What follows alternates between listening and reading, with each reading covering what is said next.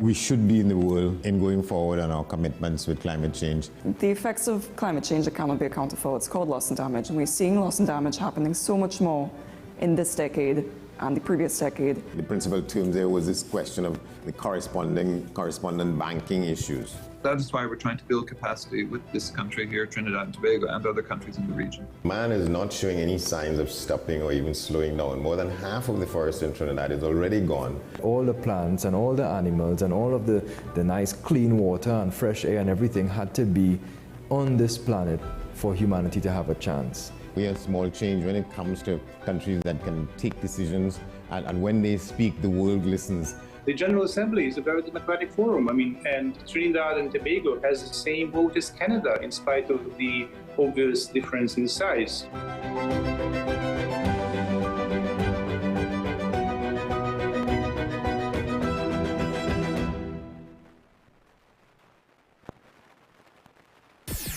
WESN.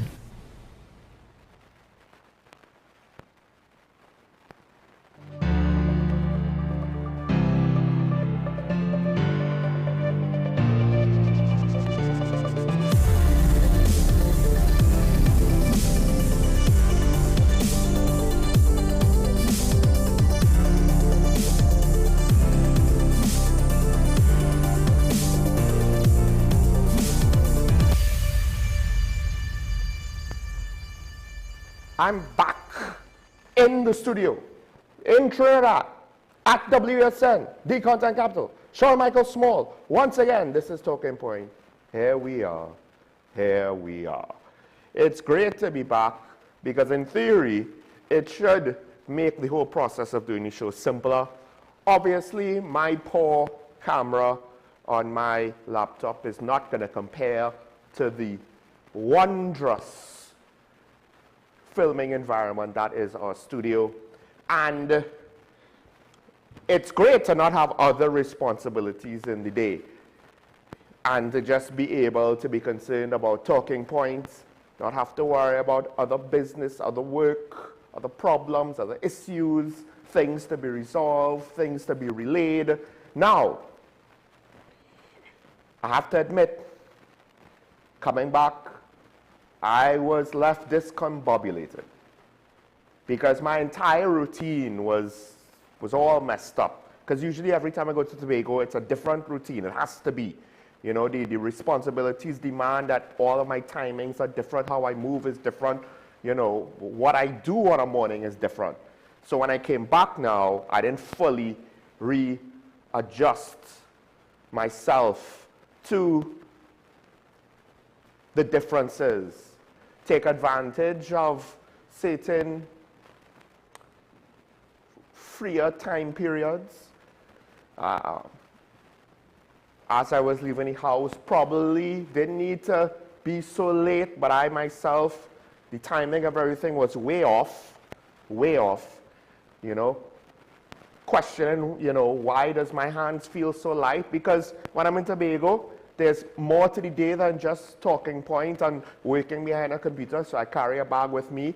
Don't carry a bag with me when I'm in Trinidad because I don't need it. I don't need it for certain things. So that was a little discombobulating. But then as I was making my way to the studio, I realized I didn't have my morning coffee.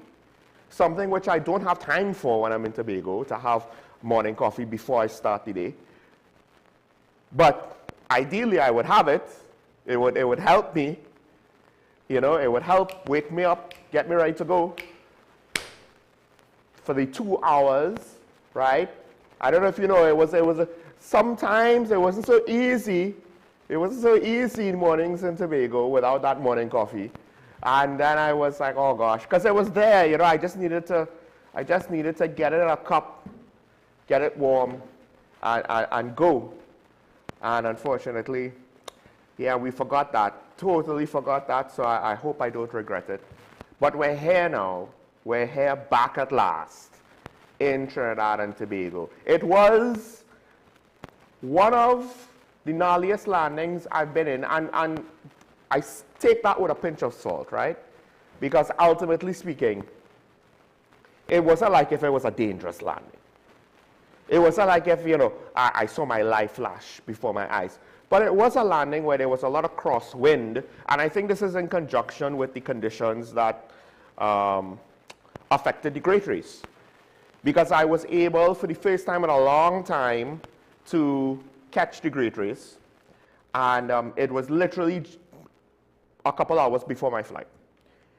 And we're looking at the seas, and the seas are choppy, and my brother's pointing out the fact, you know, and of course I'm not here that often to know exactly if the seas are especially choppy today or not, or that day or not. And then, you know, it took some time to see the first boat. The winter heat wave, from my point of view, seemingly was slowing down or stopping at times. It even, you know, caused people to be concerned because we were right next to some of the heat wave supporters. So when they stopped, they were battling with another boat, trying to get that first boat to Tobago accolade. And, you know, we were wondering what was going on because it seemed to have been going fine. Eventually they restarted and finished race on one first boat. But then now we were hearing, you know, rumors and reports and calls and social media posts and wherever the information came from, that various boats were having difficulties, various boats were dropping out, various boats couldn't restart, and so on and so on. And it, unfortunately for spectators, there wasn't much drama in the race in terms of, outside of, in a way we were lucky, we had a 1-2 fight for the finish there. But there were two boats of different classes, so I don't necessarily know. It was exciting, but at the same time, was it totally fair? But you didn't have the drama of like the full race where you saw the competitors one after the next zooming in, right? You didn't necessarily have that. Once Heat Wave won and the other boat, Justified, was more or less right at their heels. Once that happened, all the drama was sucked out of the race. I didn't necessarily see that too many boats come in after that, but they came in, you know, individually with a lot of time in between. I made the joke because in my experience, this is what the Great Race is. I remember as a child, you know, my mother saying, let's go watch the Great Race, and I'm just not really seeing much of anything because you're waiting on the boats, and then when you see a boat, you might see one boat. So I figured, you know, it had to be me. I was the unlucky factor that made it unexciting. I goat-mouthed the race. I was the black sheep that, you know, was unlucky and affected the weather and affected the race.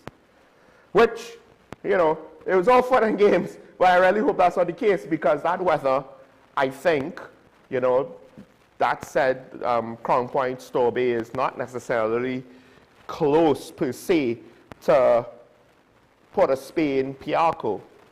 And there was significant turbulence once we reached the northern range, and I thought, well, it's just us going over the northern range being buffeted by the winds because of the mountain ranges, you know, causing the air to have to move around it. So it's kind of doing funny things with the air pressure. But to be honest, as we were coming in, making our approach to Piarco, so we made a turn by the coast, we were being buffeted by winds all the way down, seemingly till touchdown, which was not normal to my experience, but I don't fly that much anymore. And, you know, we swerved just a little bit on the runway, which, you know, planes are not designed to bank on the ground. They're not designed to make high-speed turns on the ground. But we swerved just a little bit on the runway. The pilots never really lost control of the plane, thank goodness. But it was one of those things where that level of crosswind, I was like, I hope I didn't goat mount myself coming back home. So it was an interesting day. It was an interesting day. Towards the end of my stay in Tobago, then it decided to rain. It was dry and sunny the entire time, and then it decided to rain and cool things down. It is a different level of heat over there, folks, in my opinion, right? And as I said before, whenever I ask anybody, am I wrong? Does it seem hotter to you? Everyone's like, yes, it seems hotter. And maybe it's psychological, maybe it's all in our brains. But one of the things with Tobago, right, that doesn't really, I think, help the situation. You're trying to advance an economy. You're trying to advance, you know, a subsection of the country that is reliant on sea transportation for most of its cargo. Some probably comes on plane, but not plane cargo is probably not significant in terms of just the required raw tonnage of goods that needs to be, you know, sent across to Tobago. There's local produce and some local food production, to be sure, but a lot of stuff comes over by boat. That requires money. You need a thriving economy in order to keep things churning. Now, of course, food distribution, you know, retail distribution from wholesalers, that will work. You'll get the private money trickling down. But one of the issues with the country is the desire to get the economy starting again in a meaningful way. And everyone, I think, is perceiving the crunch. One of the interesting things, it is somewhat, maybe, depending on how it shakes out, a good thing, is that the loss of things like CPEP and URP might give the labor market, both in Tobago and probably Trinidad, a chance to maybe reset in a healthier situation. The problem is the economy was rebalanced on those things existing and those things taking up some of the labor market. So we don't necessarily have immediately the private jobs to absorb all those people, and given the weakness of the economy, it's highly unlikely that small businesses will be able to open up quickly to rebalance the labor market with having more jobs in the private sector. But in order to do it, you need the economy to be thriving, right? You can't afford the economy to slow down in any way. One of the issues with Tobago is the private sector in Tobago with regards to, yes, you have the domestic business, you know, retail outlets for clothes, electronics, consumer goods, home goods, stuff like that, right? Various warehouses and general stores, mini marts, furniture stores, those that still exist, etc., etc. You know, takeaway food services that a lot of Tobagonians, they partake, they enjoy. But when it comes to injecting money, tourism is one of the main ways, right? Tourism then, in theory, at least traditionally, you had the hotels, yes, you had all the jobs with regards to the airports and Caribbean Airlines and the other airlines, right? But then you would also have, now, not necessarily just takeaway food, but more restaurants and the like. Tobago is not a restaurant culture. Their food culture is different. It's not worse, it's not bad, it's just different. And if you want to have now a restaurant culture for the tourists, but you don't necessarily have a market to sustain these things for 12 months out of the year, you have a problem. So I could see why some stakeholders think we need the airport. I would argue that the old airport is not being used to capacity, and an airport is not a tourist attraction. But we have the new Taj Mahal of Tobago airports. It has been constructed. We can't now, you know, give it back and get our money back. That's not how it works, obviously. So what are we going to do? Well, I have to admit, now kind of seeing some of the basic practical realities. This is not like Napa where, you know, technical knowledge could have basically told you Napa was poorly thought out, poorly designed, poorly constructed, poorly implemented, right? As a concert hall, it is deficient in many ways, physically, intrinsic to its design and difficult, if not impossible, to fix. The airport of Tobago, it's not so obvious, at least not to me, because I'm not a civil engineer or road traffic management planner or an airport designer or anything like that, but already starting to see some deficiencies. One of which is in the design. The new airport has a staggered structure, which is causing it to have to take more space depth-wise between the runway and the road. It didn't need to be staggered. So you have one part to the left or to the east, which is closer to the runway, and then one part to the west, it's closer to the road, so it's staggered, right? The part that's closer to the road worries me. And also, it might have behooved them, because when you look at the Crown Point Airport, you had the normal road that goes across, and then you have the road where you turn in to the airport, and it just flows out. Why didn't they just do an updated design of the old Crown Point Airport? And that way you could have said, oh, well, it's a legacy. The design was meant to still pay homage to the old airport. No, we didn't do that. We wanted a new design that has some overly complex traffic system to go in and out.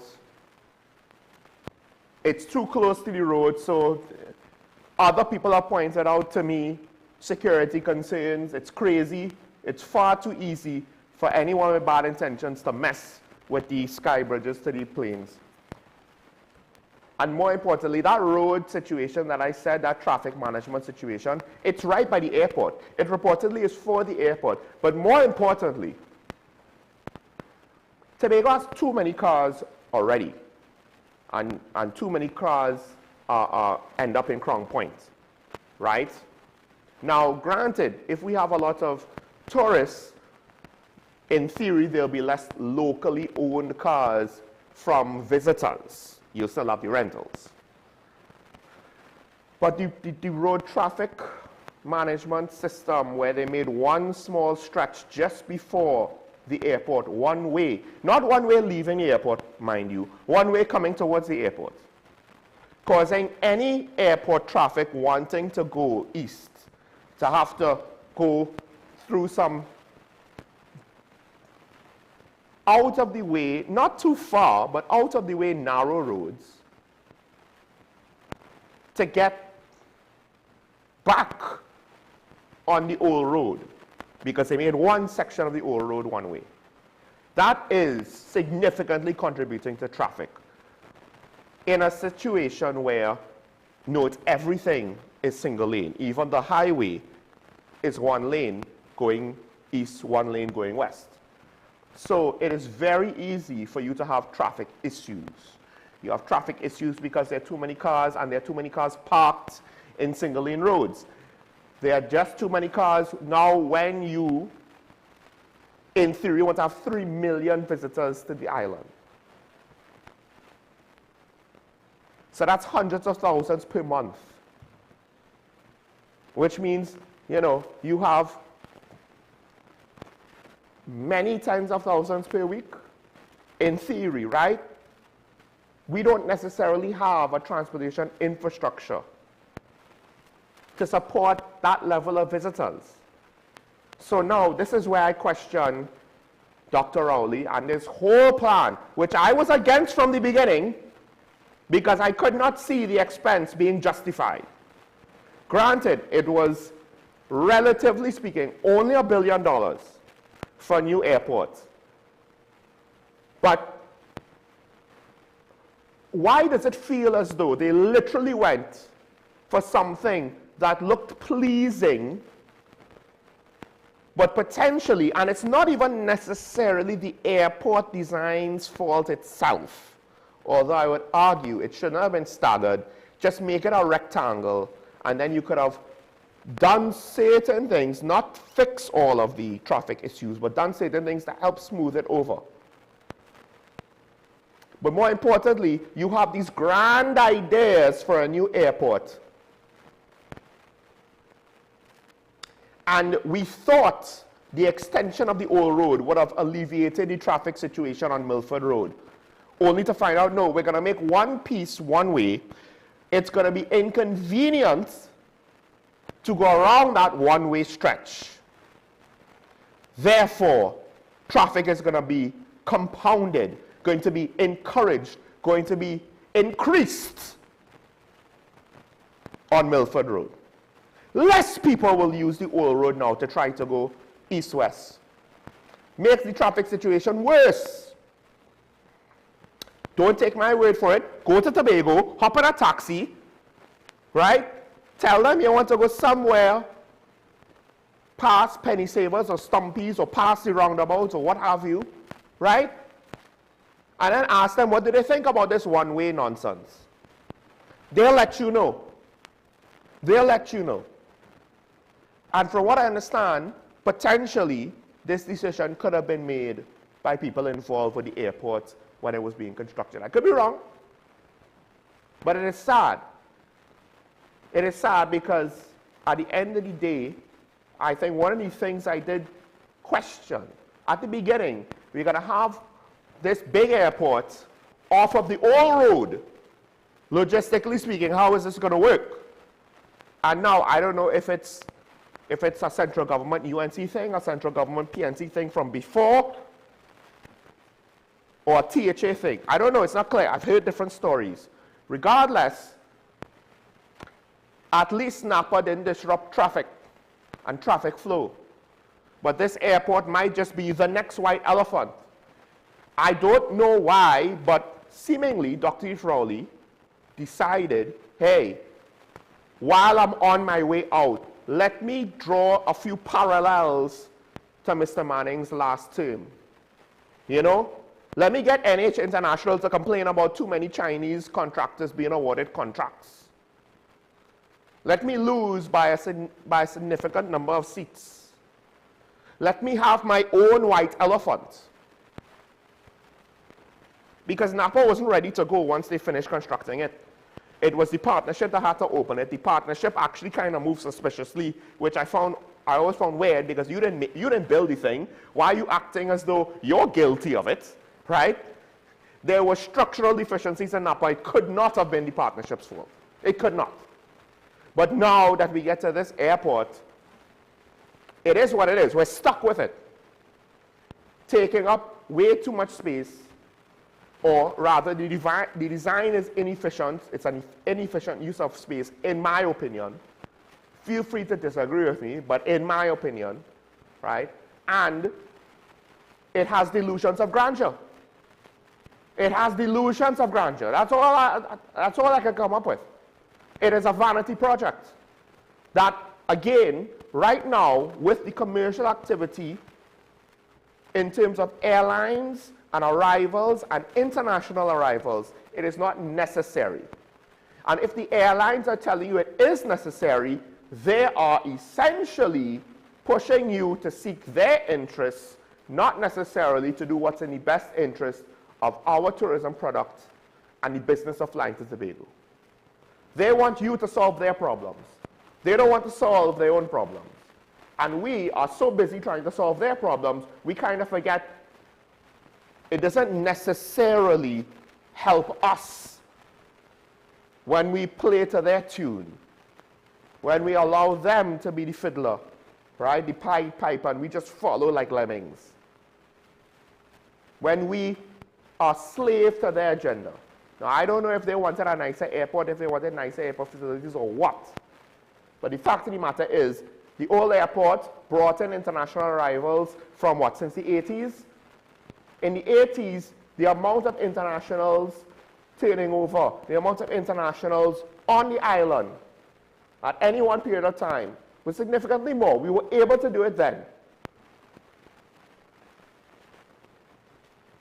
What you need to protect the people from the elements? I mean, we'll figure it out. We did it before, we could do it again. Half the time, they're not that concerned about the rain because it's warm, and that's all they care about.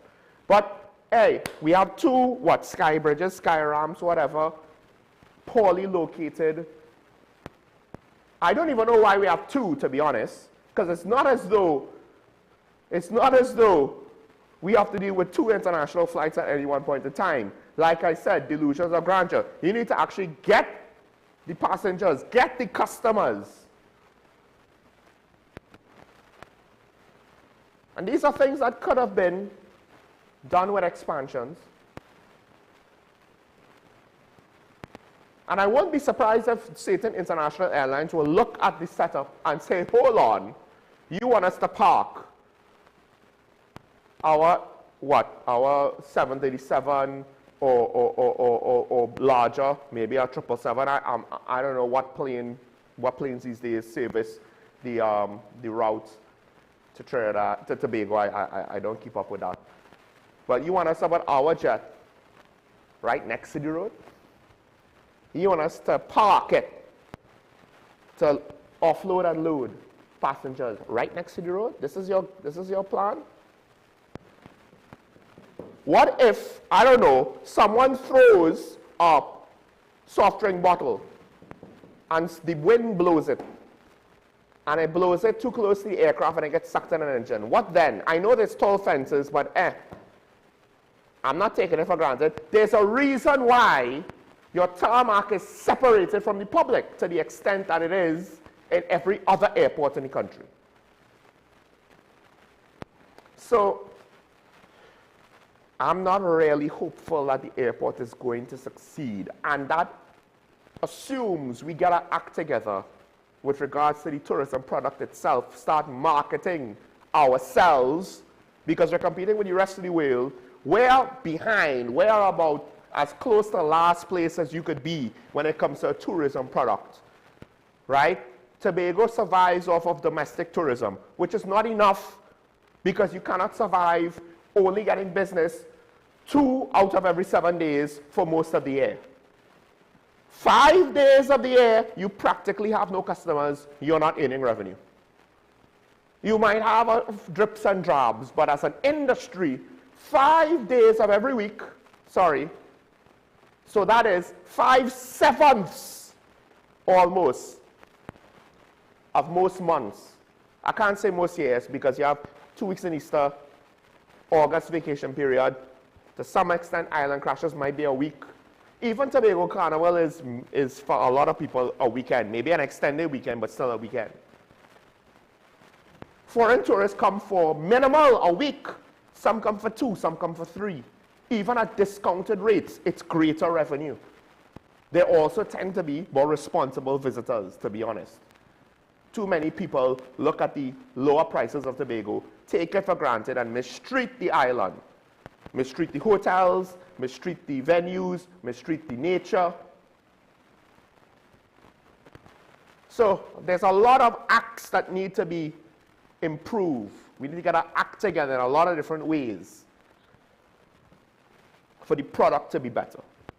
But part of it is just marketing. We are behind, right?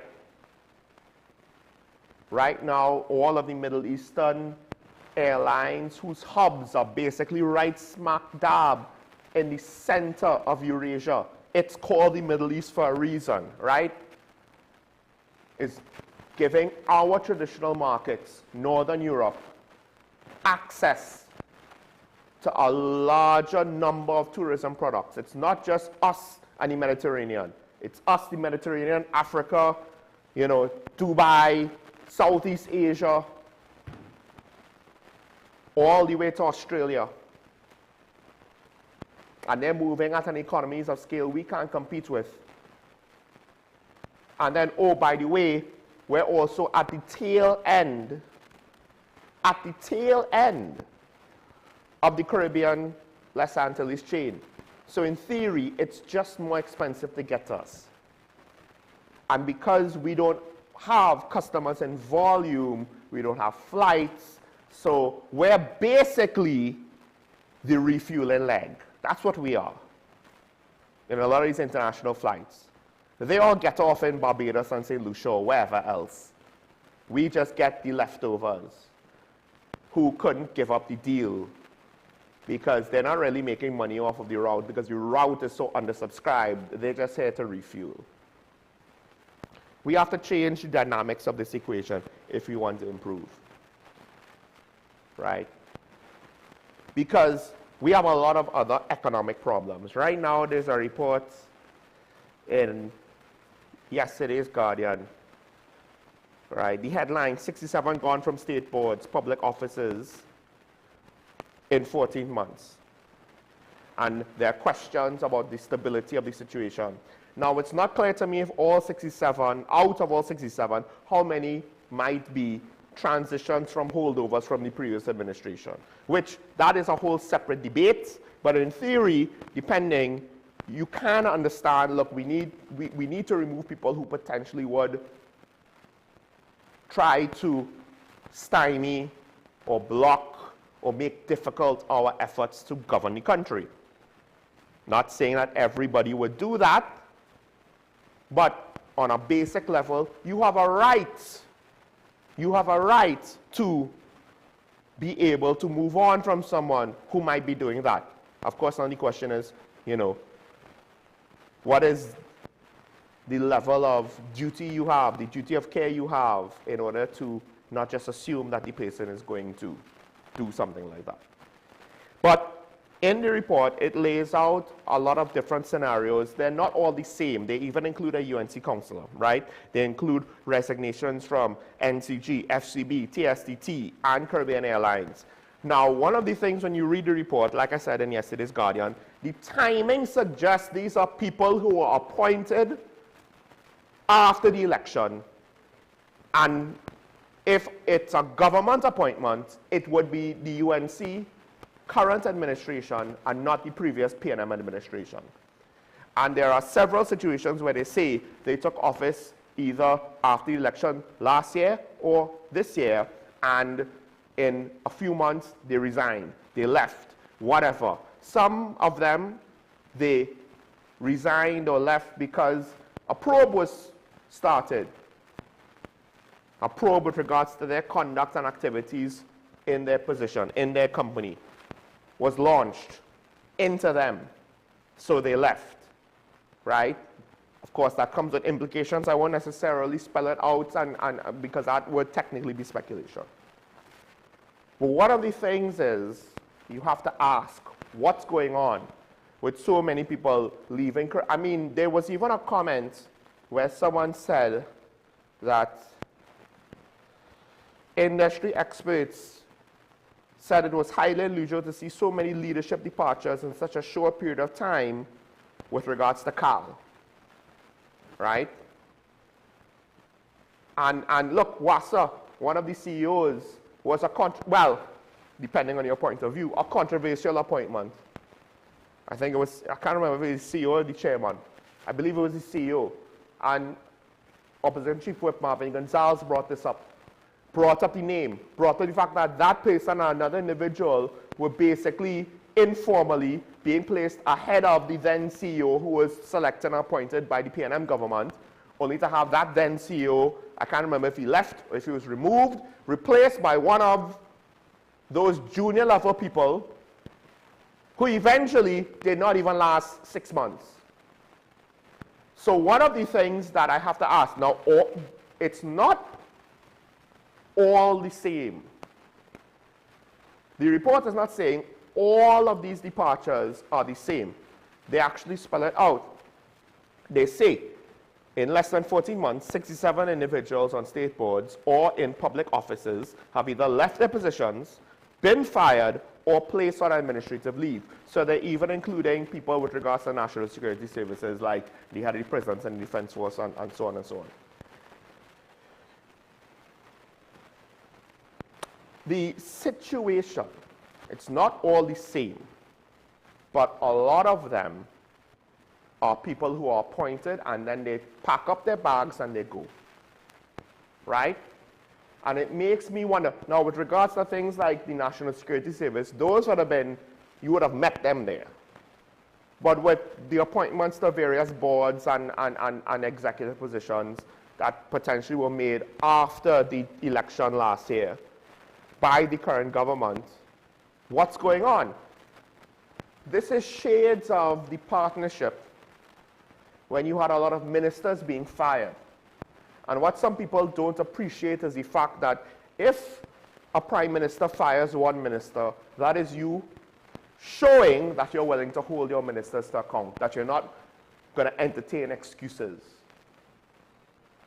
but the amount of ministers that the then Prime Minister, Kamala Prasad predecessor, had to fire brought up questions on her ability to assess individuals, their capacity to do the job, her capacity to manage them, and to ensure that things don't go off the rail. Because once you got into the double digits, I don't know if any other administration fired ministers in the double digits, right? And it might, yes, and we're not talking 50 or 40 or 30. You know, we're talking in the teens here, low teens, mid-teens. I can't remember the number. But it was still bad enough. And now, I am reminded of that again. Because depending on it, some of these situations could be their very own people who are either placed on administrative leave, fired, or they left on their own accord. And the thing about it is, one of the things that we have to be concerned about is, are these people, they get appointed, their new position, they get to see how the sausage is made. They realize it's not a good look, and they decide to seek better opportunities and greener pastures elsewhere. Because what they see potentially indicates to them that there's way too much risk to their professional reputation. There's way too much risk being left caught holding the bag. There's way too much uncertainty and risk to devote themselves to this thing that might not have anywhere near the stability, and they have responsibilities to see to, or they have their own ambitions, and they don't want to have to deal with the volatility of an uncertain future on the scale with regards to whatever they might have seen. That's the implication. That FCB, TSAC, Caribbean Airlines, that the government talks a good game, but the people now being put in those senior positions are looking at the situation and saying, this is not for me. This might ruin me. I need to get out. I need to find something else. I need to seek life elsewhere. And when you consider that, it doesn't mean that what I'm saying is 100% true, guaranteed, stamp it, you know, bet the house on it. It's a potential hypothesis to explain maybe some of the departures, but the implication is bad. And as it was said, the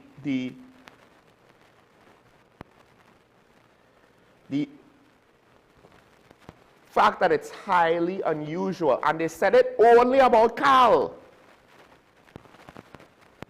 right? I think Carl, for the most part, we were looking at maybe 2 individuals leaving Carl from senior leadership, one of whom, HR Vice President, left after 4 months. They're just speaking about the airline. They're not taking all 67 to account. What exactly are they seeing that we're not seeing? I mean, we might actually know what it is, but right now it's more with regards to our information, technically speculation and rumor, for the most part. You know, they're in senior positions. They see how the sausage is made. What have they seen that we don't see to cause them to make decisions like this? Because you don't just give up the position of CEO or vice president willy-nilly. But here's the thing about a CEO, at least in a normal functioning corporate entity. You make a mistake, you see results dip, it might not even necessarily be your fault. You could be out of a job really fast because entities at that scale do not suffer poor performance easily. Disney and their entertainment divisions notwithstanding, that's a separate special case where the investors, they were being stupid and demanding things, so it is what it is. But you can't afford bad results as a CEO. Not only could you get fired, but then it's harder to get another job. The people who get bigger and better jobs and move up the ladder from once you're CEO, there's no, generally speaking, higher job, right? You can only become a CEO of something bigger. But the point is, you look at success. A lot of companies look at success and they find people with that level of experience as a CEO, maybe with something smaller, or maybe it's a side grade, but you offer them better terms because perhaps you might be like Carl and you're in trouble because your business model isn't working for the levels of consumer demand that you have.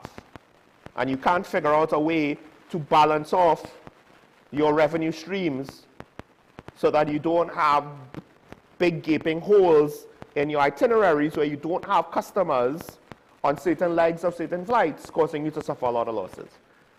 Right? TSCT always has some kind of issue or another.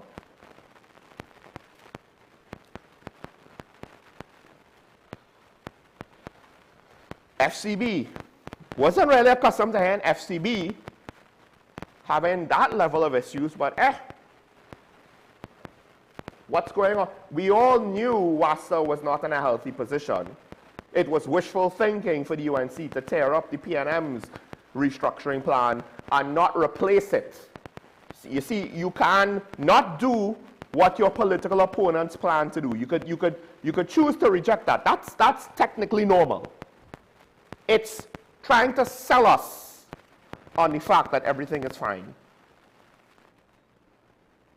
That's not normal, because a lot of people find it not believable. Speaking about not believable, there's a police shooting situation where the family is disputing the facts. They say the police claim one individual opened fire on them, 2 individuals ended up dead. Now, that in and of itself is not an issue, but this is a situation where, and I doubt that the police will do this because they don't have the guts to do it, to be quite honest, right? They don't have the guts to do a proper investigation, get all of the evidence, right? And this, now they will say, oh, we can't do this open case, blah, blah, blah, blah. Do this for the case. Do this for the case to put things to bed. Don't just have witnesses change their story from preliminary trials to the final trial, right? Don't just rely on that, maybe. There is a scenario where one person, because we spoke about this with regards to Kaya Seeley's liability, if she pointed a firearm in a threatening manner at police or opened fire on them, that could have had her bear manslaughter charges for Joshua Samru's death. You still have to prove that gun was in her hand, even better if she fired a gun. I say if, because we have to see how the court, what comes up in court, right? We are long past the point where we could just take people at their word for certain things. I'm sorry, you did it to yourself. So, the police come in, they have a shooting, and 2 men end up dead.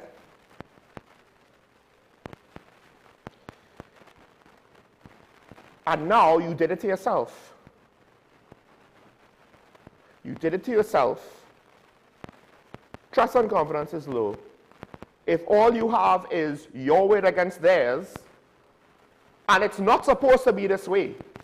Yes, we understand there are corrupt police. There are corrupt police all around the world. It's not supposed to be this way where you're just not willing to give the TTPS the benefit of the doubt.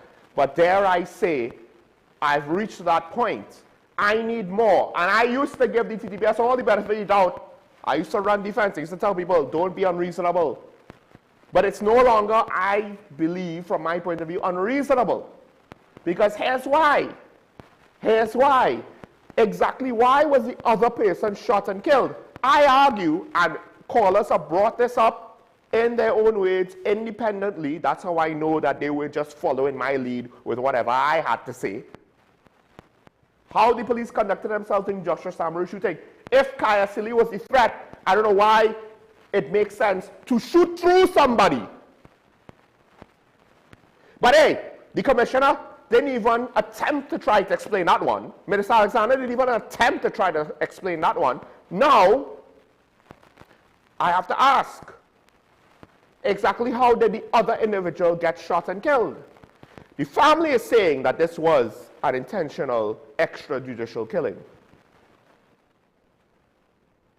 That one of the men was targeted. How was the other one killed?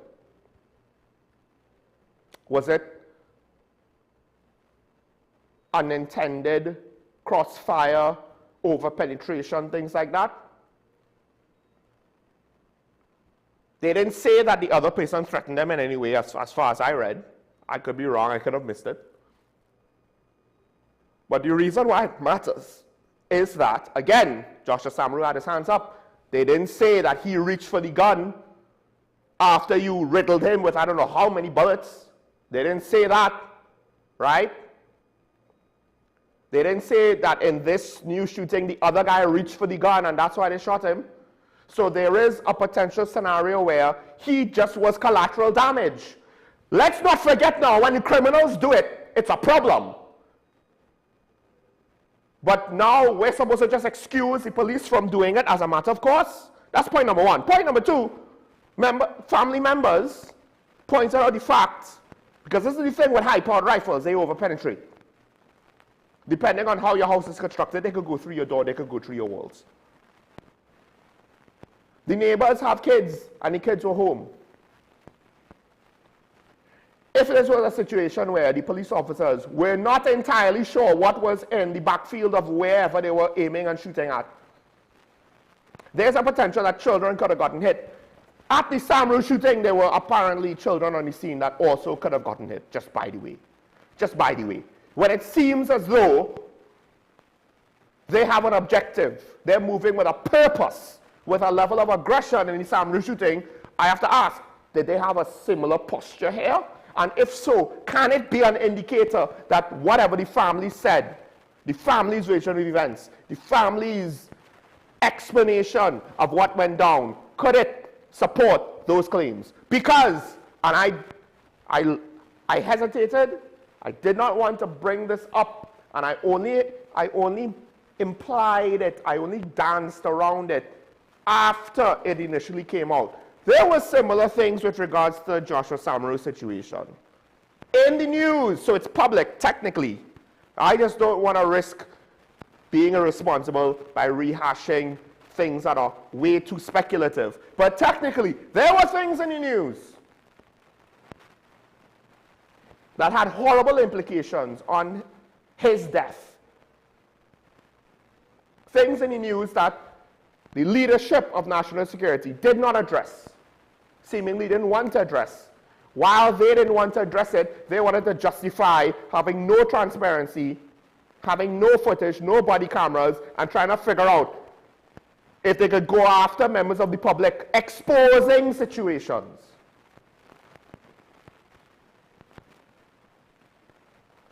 So the police now find themselves in an uncomfortable situation. Don't blame me for it. Blame your boss, blame your boss's boss, and blame the Minister of Finance and the National Security Council and the Cabinet. We have money for police posts, we don't have money for body cameras. Maybe they might have had body cameras. What are you going to do with the footage if they do? A couple more of these, and you might find the profession of being a police officer in the TTPS might become not necessarily more dangerous, but definitely more unpleasant. And in terms of the average man on the street and his willingness to cooperate with you, that might be non-existent. However, much it exists now, it might be completely flatlined. You keep this up. This lack of transparency and seeming lack of accountability on your end. This is where we reach now. Police officers could engage criminals who attack them, and I no longer have the capacity to tell the public we need to give them the benefit of the doubt, because I myself don't have it in me. Not after everything that happened.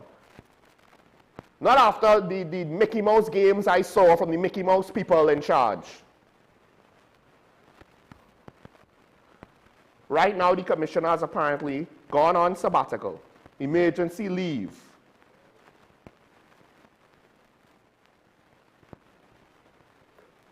Now, maybe it's medical, maybe it's not. These are some of the things that matter when it comes to transparency and accountability. Because now it looks like the commissioner has something to hide. I'm just going to say it straight. That is how the public will speculate about this issue. It looks like the commissioner has something to hide, or the government has something to hide, or somebody has something to hide. And people are not going to speculate on the benign. They're going to speculate on the nefarious. They're going to say, emergency leave? How convenient. All of a sudden, he doesn't want to speak to the media, and then he needs to go on emergency leave. Is the psychological pressure of dealing with the public too much for him?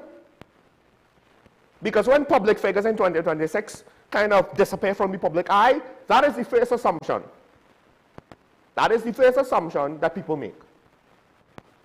Right? Now, usually that's reserved for things like celebrities, internet personalities, and the like. This is different. This is not no internet personality. This is a police commissioner.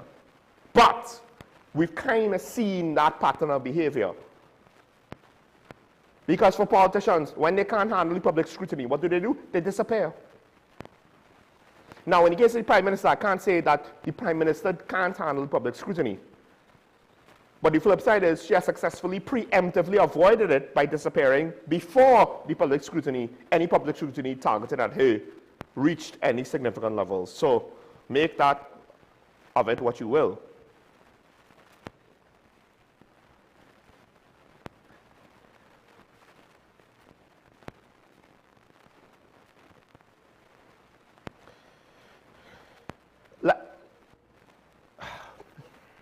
So now we have a situation where there's a police shooting, the commissioner's not even here. So I assume there isn't going to be much to come of this. Right? But that's fine.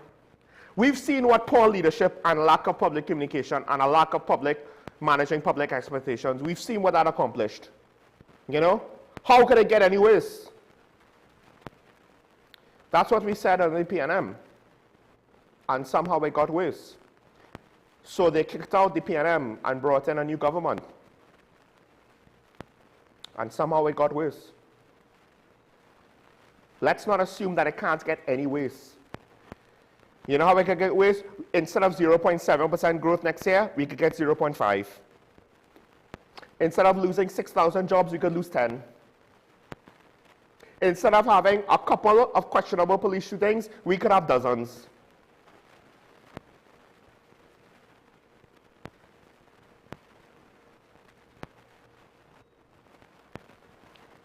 Meanwhile,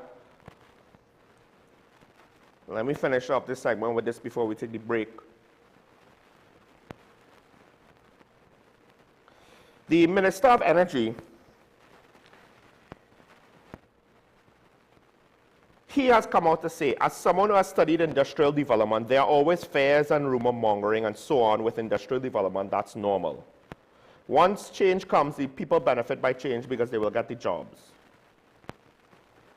And this is the minister responding to concerns about noise pollution and increased temperatures with regards to data centers.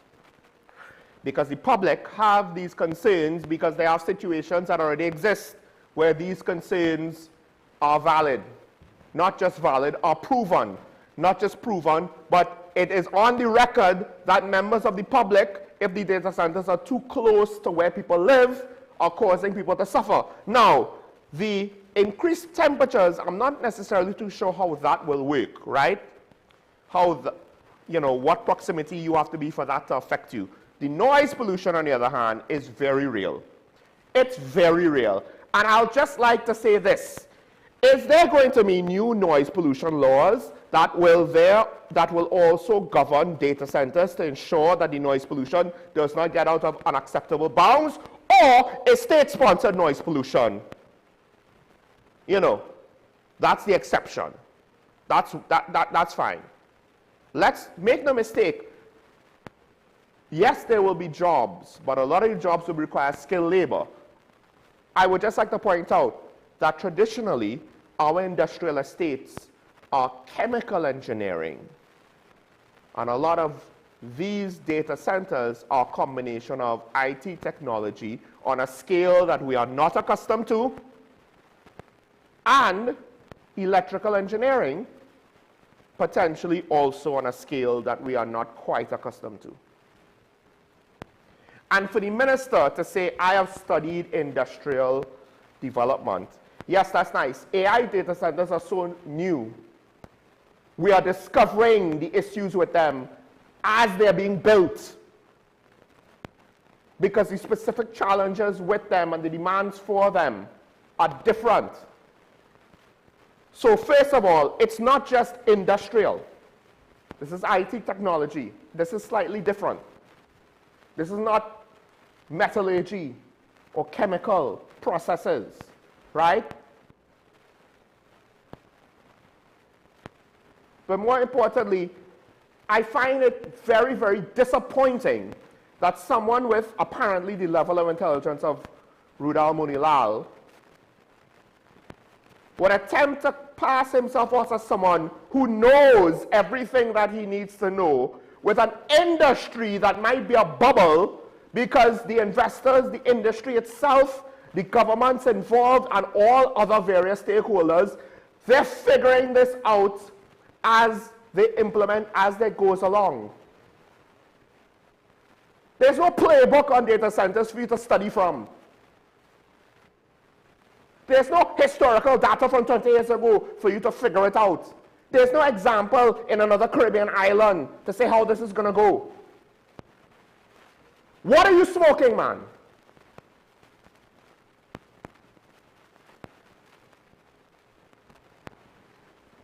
But of course, I am elected to high office, I have minister in front of my name, therefore, I am the be-all and end-all of knowledge and judgment, right? AKA, I know better than you, shut up, you don't know what you're talking about, peasant. That's how it comes across to me. Maybe I'm wrong. Maybe I'm wrong.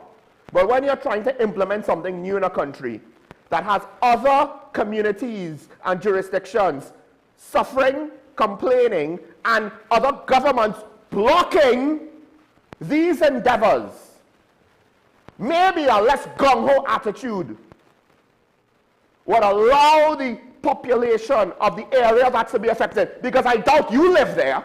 Why don't you put it in your community if you're so confident?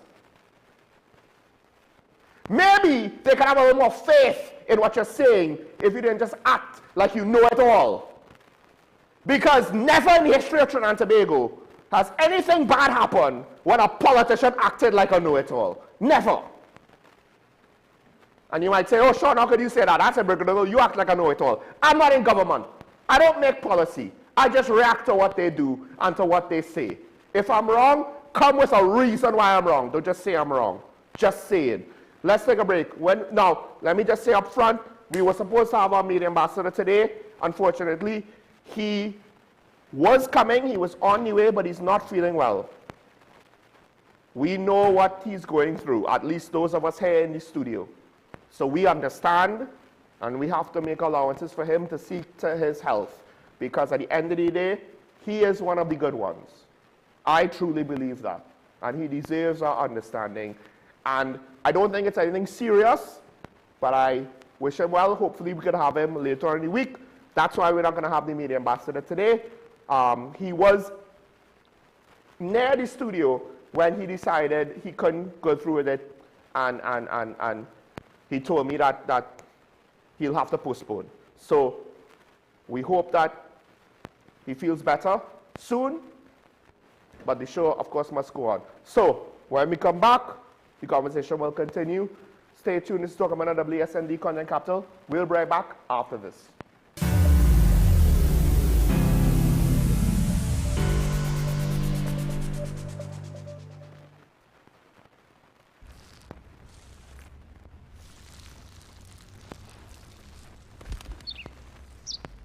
Maybe he landed here totally by coincidence. But if by chance he's admiring your fresh coat of Benjamin Moore soft sky blue, well, that's a pretty high compliment. Coming from an expert.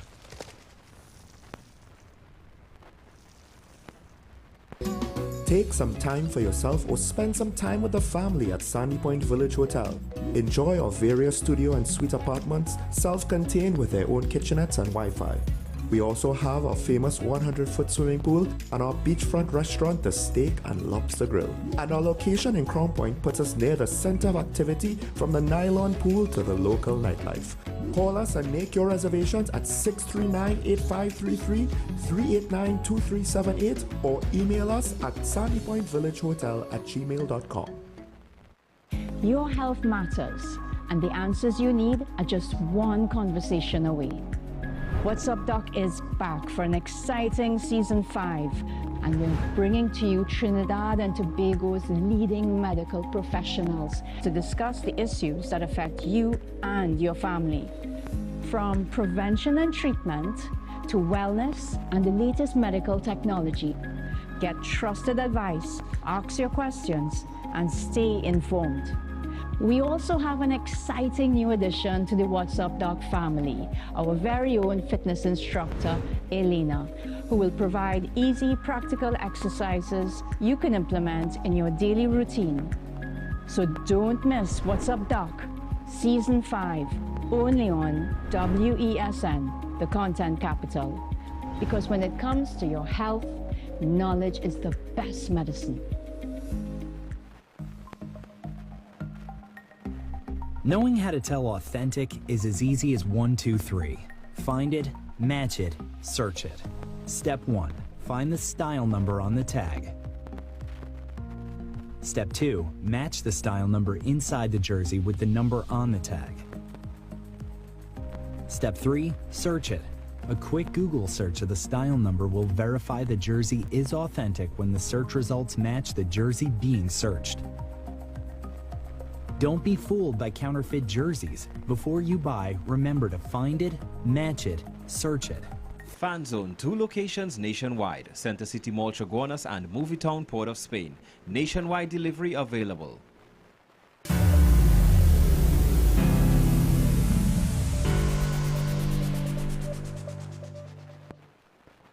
I'm back here on talking about the WSND content capital. Like I said, acting ASP Christopher Arun isn't able to join us today.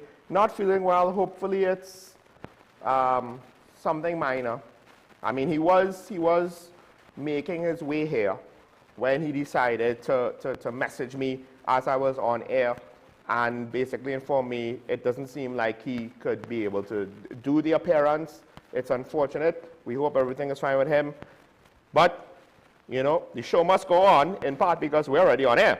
We can't just stop it mid-show. Now, before we get to, we do have a comment, but we were already a ways beyond the topic of the comment. So I'll get back to that. I do want to move on to this point because in the last couple of days, there are multiple stories centered around some issue with regards to labor, right? Now, one of them is not necessarily a negative, except the implications. I'm not entirely sure how bad they are. I don't think it's necessarily a good thing with regards to the overall situation that we find ourselves in with wage negotiations between unions and government for workers in the public sector. But it's not, I don't think it's necessarily the end of the world because the damage to perception already happened with the PSA, which is ironic given one of the stories that's coming up. But remember I said the PSA is one of, I believe, 2, and it's because I keep forgetting the other unions that's getting 10%. It's the National Union of Government and Federated Workers. I do believe that was the other union that was being offered 10%. Now the government has ratified the agreements. It still has to go through certain processes with the Ministry of Labor and so on for them to then change the salaries, get the ball rolling. But for the most part, it is what it is, right? So there are 2 unions that gets 10%. Now, one of the things that I brought up and then people brought up to some degree to remind me, 10% for them, 10% for the PSA, 10% for teachers, they're not necessarily all the same amount of money because they don't all earn the same salaries, right? And then 10% of someone under tutor might be different to 10% from someone else on the tutor, depending on, you know, the positions and the level of salaries they have as teachers or what have you. So the thing is, the PSA took 10%. Their new president campaigned for the UNC. Their old president is now the Minister of Labor. Looks funny. The fact that they got away with it to the extent that they did, I find is amazing, to be honest. But I believe that they got away with it in part because the implication was other unions will get 10%. Because that's their starting point, because 5% and 4% was unethical. The PNM did it, it's unethical. However, now it seems as though they're not necessarily right to give other people 10%. No. You accepted the unethical 4%, 5%, you have to keep it. And moving forward now, what's going on with wage negotiations moving forward? So, National Union of Government of Federated Workers, they got 10%. I'm not entirely sure what the period is, because there's also an issue of back pay and what have you. I'm not gonna spend any time being too worried about that. Them getting 10%, one of the things we have to ask is depending on the period of back pay one, and also what will be the now reoccurring expenditure for wages moving forward. How much of a strain is this gonna be on the Treasury, on the budget? And basically, I'm gonna say it, Minister Tanku, are you going to have to take out another foreign loan or more debt to pay the higher wage bill we undoubtedly are going to have next year? Or, sorry, when I say next year, technically it will be within, one would think, the next budget. Because now we know it's going to be 10%. It's not like last time. Maybe it's going to be 5%. Maybe it's going to be 0%. We might give the PSA 0%. Literally showing that he doesn't know what a budget is. I don't know if the technocrats in the ministry are like, well, we don't actually know that they're going to get 10%, so we can't budget for 10%. I don't know if the technocrats said that, but that would be ridiculous because politically it was a campaign promise that they seemingly were hell-bent on keeping. So the fact that we didn't know that it was going to be 10% is a ridiculous argument on why they didn't budget the bloody thing for the PSA. No, they didn't budget the thing for the PSA because they didn't want the deficit to balloon. But you could only, this is the thing, it was going to happen sooner or later. You can't just hide wage increases and salary increases and what that means to your expenditure on an annual basis. I mean, it's telling that the back pay situation, think about it, they kicked the can down the line. When is the back pay going to actually reach on our books for our budget? This next budget? Are we going to see a $15 billion deficit? Anyway, speaking of the PSA, this is funny. The PSA, all that work, you know? I mean, her delivery when she said, when UNC wins, everybody wins.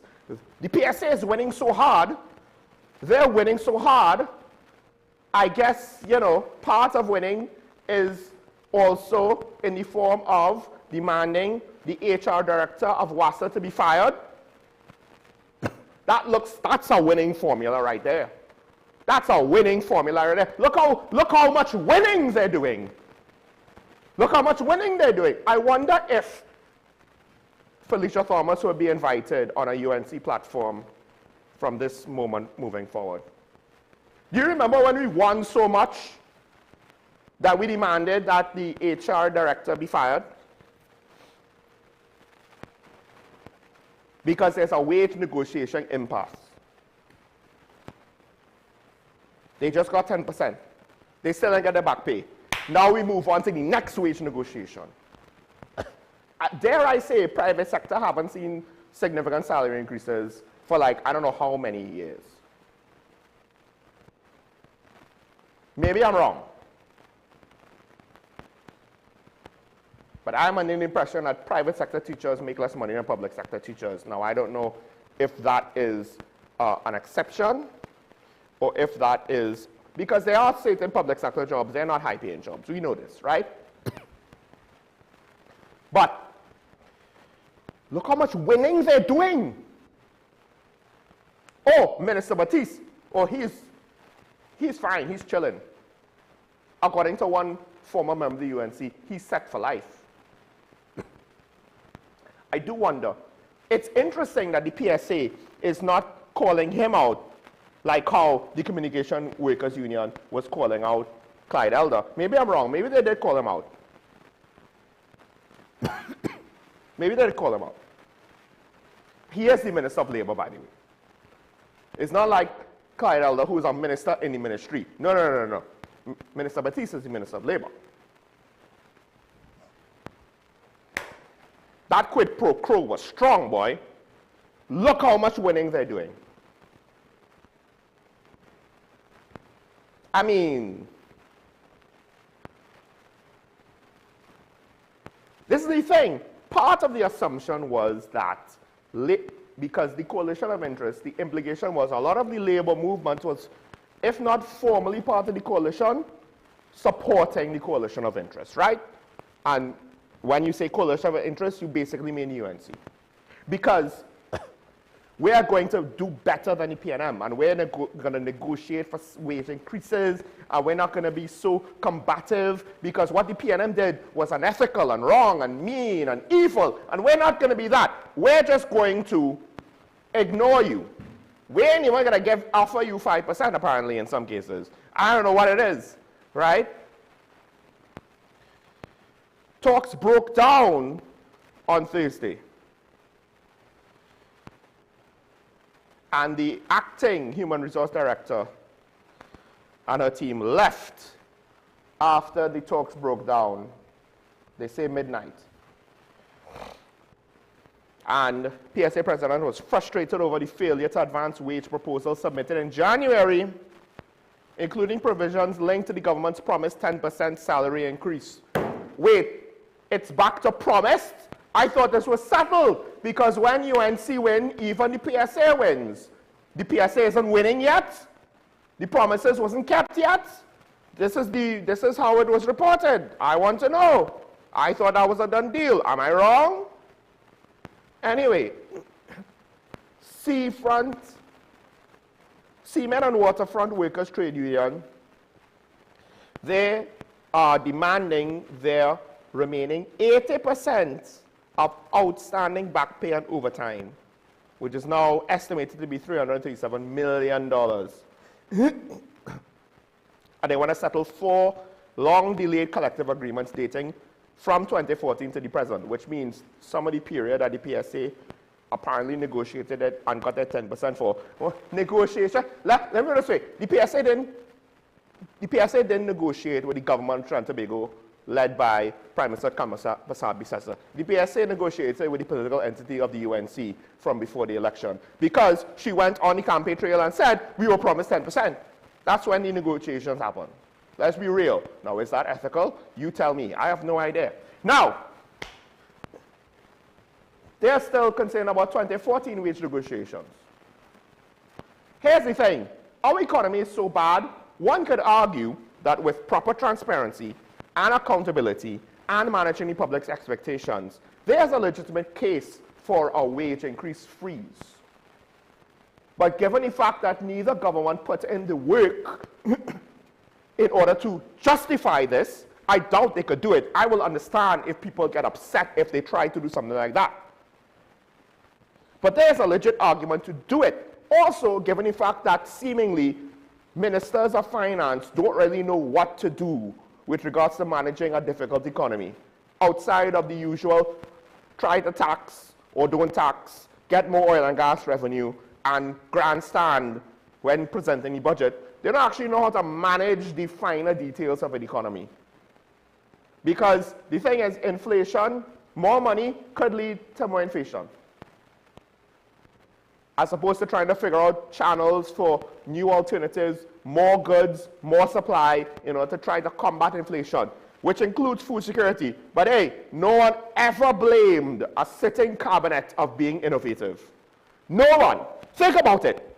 No one has ever said, you know, that government was innovative. Tell me I'm wrong. And this government ain't gonna break that trend, the rate how it's going. They could have. I hope they would. I still hope they do, because our problems are that bad. And they're the ones that have to bear that responsibility for the next 4 years. I ain't gonna hold my breath though. So, that's one union, wanting back pay, and wanting to start negotiations from 2014. Then there's the credit union workers. They want salary negotiations and improved working conditions.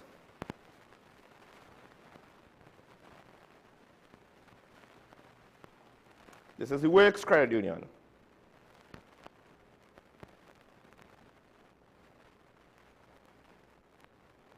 So, this now is a little bit different here.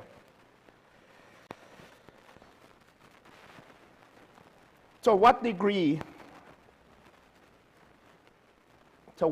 now can the private sector bear all of this? Here's the thing. Here's the sad reality. When the government pulled the rug out of other jobs, like CPEP and European forestry and so on, see, part of the problem was labor was, in a way, a seller's market. I provide labor. They have alternatives. I don't have to go with you. I can go with you. Now that we lost jobs, it's a buyer's market. Or it's more of a buyer's market. It's more of an employer's market. And this might be one of the ways it's affecting it's going to affect the private sector. It might affect the public sector as well.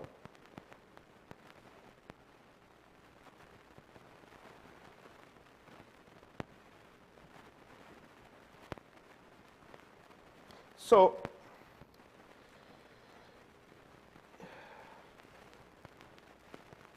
one of the interesting things is, because I don't think as I said, private sector salaries, I don't know if they had the same number of wage increases that the public sector gets, right?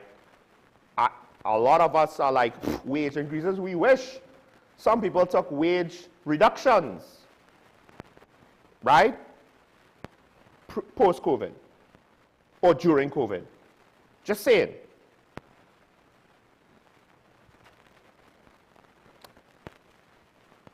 Depending if the private sector, because we always assume that big corporations have endless amounts of money, just like our government, right? Endless amount of money. Big corporations can't fail. Oh no, Pan Am didn't go defunct. Blockbuster didn't disappear from existence. They can't fail. Now, we assume they fail because of some grand circumstance. No, they could fail because they go bust. What happens, like people looking at the restaurant industry in North America, Red Lobster was one of the more famous ones on how it was failing commercially. Endless Shrimp was slowly putting them out of business. And they also, how to put this? When they transitioned to a certain ownership group, one could argue, for the sake of short-term profits, the entity that was Red Lobster and whatever corporate, whatever its corporate identity was, whatever its corporate personage was, etc., etc., how that was mistreated. You could argue that it might have been borderline unethical. It was legal, and it caused Red Lobster and or other restaurant chains like that to suffer, because you're doing things like selling certain assets and making it more difficult for it to control its operating costs, etc., etc. So,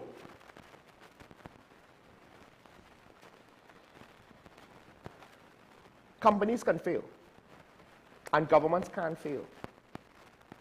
They're not endless money pits. So now that we have situations where things are continuing to get tighter and tighter, the period where we could have frozen wages and said, hold on, we can't do that now. We have to deal with inflation. a different way than just giving more money to then continue to drive inflation, right? What could that then look like? That could look like shortages on the shelf and so on. And maybe on some level, we might reach that point where we're forced to do it and it's going to be uncomfortable. But I would argue that the time when we could have more easily done it has gone, and it's going to get more and more difficult to consider such a thing. But we might be forced into it. If the economy does not see economic growth beyond 0.7%. Because when then Minister Imbit would talk about something like 2.5% growth, I would say, hold on. We had a situation from COVID where our economy probably constricted. It shrunk. So minor growth is just us getting back to where we were slower than everybody else. That's not a good sign to me. Well, lo and behold, now we're not even 1%. We're less than 1%. Now, it doesn't necessarily mean that Dave Tanku is worse at managing the economy than Colin Imbit. It could just be a natural progression of, by 2026, this is what GDP growth would have looked like, regardless of who's in office. But if GDP doesn't grow, we'll have a harder time servicing our debt. Obviously, we'll have a harder time getting revenue to make up for the deficit because, newsflash, if the economy doesn't grow, revenue ain't going to really grow. Tax revenue could fall. 6,000 jobs, that's 6,000 people that theoretically don't have an income, assuming they only had one job, right? They're not paying income tax. If any of them did, they probably didn't, to be fair. But what they are definitely not doing is having the same levels of disposable income to spend into the economy. Just VAT alone dropped, potentially, by those 6,000 jobs being lost, just saying. So, labor for the private sector might now come around, and it might be a situation where maybe because, yes, there will be more people looking for jobs, it will make it an employer's market. How many of them would be unskilled labor, so it won't necessarily affect certain industries at certain levels. But at some point now, the labor situation might get worse, because I think, to be fair to the PNM, they didn't necessarily handle it the best way, to be honest. And they kind of set themselves up to look like the bad guy. But I've yet to hear any actual logical reasoning behind why 4% was unethical or evil or wrong. I've yet to hear anybody give me a proper argument as to why 10% is correct and just. Yeah, we don't know what the actual figures are. That's part of the reason, right? Everything was obfuscated, but the unions participate in the obfuscation. Just remember that. Just remember that. The unions participated in the obfuscation. They didn't clarify the figures themselves. So now, rather than spending the time trying to fix the economy so that it won't continue down a certain path, we played politics with labor. That's what happened. Let's not get it twisted now. Felicia Thomas, the moment she got on a UNC campaign platform and said a UNC slogan and said her union was getting 10% and said one of the major employers of her members, the restructuring plan, was going to be torn up with no replacement, labor became political. It was not just about using politics to try to get what they wanted. No, they ventured, they waded, they swam into the deep end of the politics. They are now part of the politics.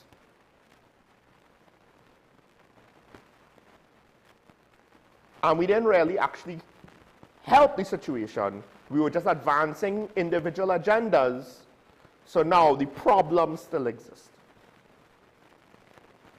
And we get what we pay for. And you could say, we didn't pay for the government. That's the point. Cheap thing, no good. Just saying. Now, let's go with the comment. I don't know if you could put it up for me so that the audience could see it. Good day. It makes little sense blaming any government for who they appoint to state appointments when they are in their rights to do so. Well, here's the thing. If so many people are either leaving or fired, think about it. They're in their rights to do so. I'm not blaming them because they don't have the right to hire. I'm blaming them because seemingly something is going wrong. Either they're hiring the wrong person, or when they see the situation, they want to leave, which could mean that in the hiring process, they are not being truthful with the individuals if they are external to the entity. Or they're not necessarily maybe being truthful to the terms and conditions that they are giving the people and how they're going to be treated. And after a few months, they realize this is not what I signed up for, I'm out. I could blame the government for all those potential things, depending on what eventually is proven. I could speculate on those things. It's not about if they have a right to do so or not. Of course they have a right to do so, but something's going wrong. They're in charge, something's going wrong. I can, therefore, lay the blame at their feet, because someone from SCB leaving their position has nothing to do with the person from CAL that left their position. The common denominator in all of this is the government. They're not affecting each other directly, but the government is party to all of these transactions, all of these situations. So who else are we going to look to with regards to having questions and wanting to hold someone responsible? Has to be the government. Right, moving on. What should be blamed is the system that allows them to do so. Therefore, the system needs to be changed where such appointments are bipartisan and appointments based on merit that is acceptable to both government and opposition for society's benefit. Now, I understand this part. This part seemingly now brings it right back. The thing is, people are going to read the first part and then they're going to disregard the second part. That's part of the reason why I said what I said. But also, it's not just the system. Like I said, it's not just the system. Because at the end of the day, we put them there to make ethical and proper decisions. If the system allows them to make bad decisions, it's still their fault. There is no system perfect that's going to eliminate human error and human failings of character, ethics, judgment. Right? Now, if you change the system where such appointments are bipartisan, which I will agree with in certain respects, but to a point. The reason why I say to a point is that if you think we could never get anything done in Parliament now, we need a more mature legislatures and members of government opposition in order to do something like this, to be honest. Because this is just begging for opposition for opposing's sake. Right? Now, I would prefer an executive that is separate to the legislature. So we elect a president or a prime minister. It doesn't have to be president, it could be prime minister, right? Cabinet is appointed and has to be approved by a committee or whatever. And there needs to be enough mechanisms for an opposition to object to a blatantly bad prospect and block them if necessary, but not enough that they could block everything and everybody and just basically cause the government to grind to a halt. With regards to board appointments and the like, you can set up bipartisan committees to debate the situation. And the membership structure should more or less be permanent, right? Not that these people are permanent, but that it's this many government, it's this many opposition, it's this many independent, right? And then, to what degree now is the mechanism of such a board going to be able to block appointments or just merely interview them for the sake of them being exposed to the public record? The latter part will be more effective if the public is more engaged and involved, because then a government will have to withstand public scrutiny and note that if they want to push through an unpopular appointment, that could be adding to the reasons why they're not elected in whenever the next election for them is. But we don't have that. But if you give a joint select committee the capacity to block appointments wholesale, willy-nilly, it could cause a government, again, to be ground to a halt. You have to juxtapose practical reality to the political challenges that we have with regards to things like this. The problem with the Westminster system is that the Queen, or now the King, sorry, they are politically independent. So if they are part of any appointments, you could have a lot more confidence that those appointments are independent. The president is ultimately chosen by the government. Right now we have an outgoing president, so she is technically independent of the government. One could question if she's biased against the government or not, but at the very least, we're not going to say she's biased for the government. But when her term is up, the new incoming president will be selected.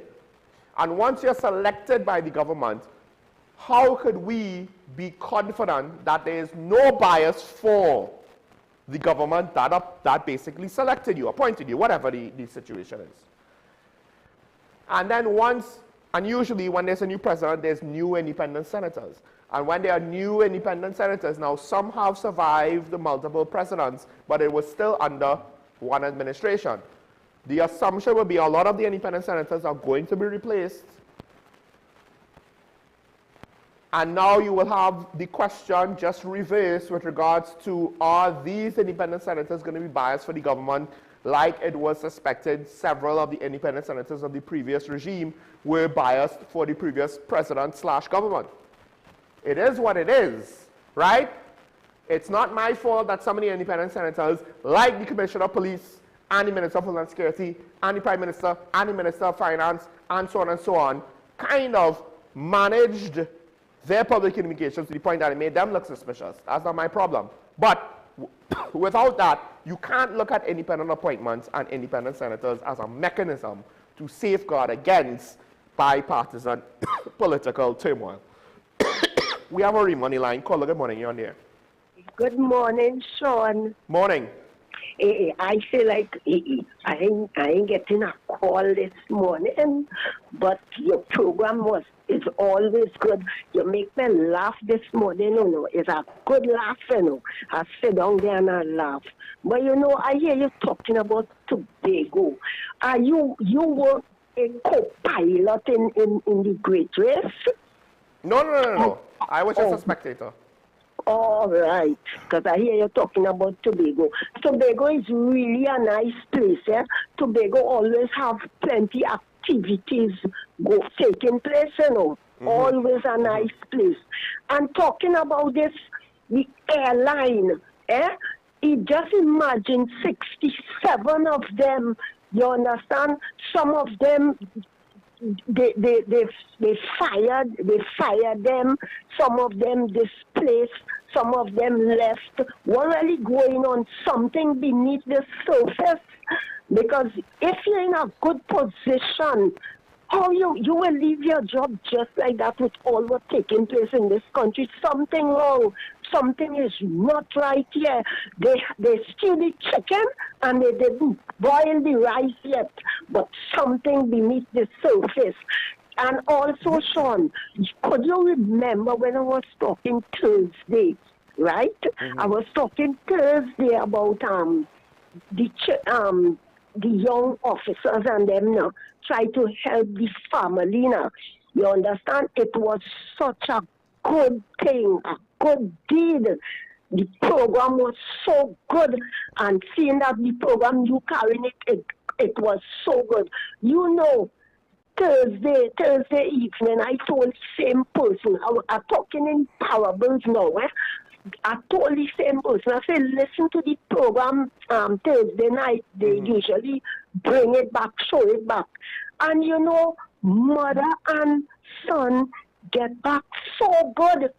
And the son even told me that, he said, hear what, I told mommy, when I get the job, I have to prepare myself and look after myself, get little things and you know, for myself before I could give her anything. But it's not to say that I wouldn't give her nothing. You know, it's a kind of understanding. So I told her, I say, yes.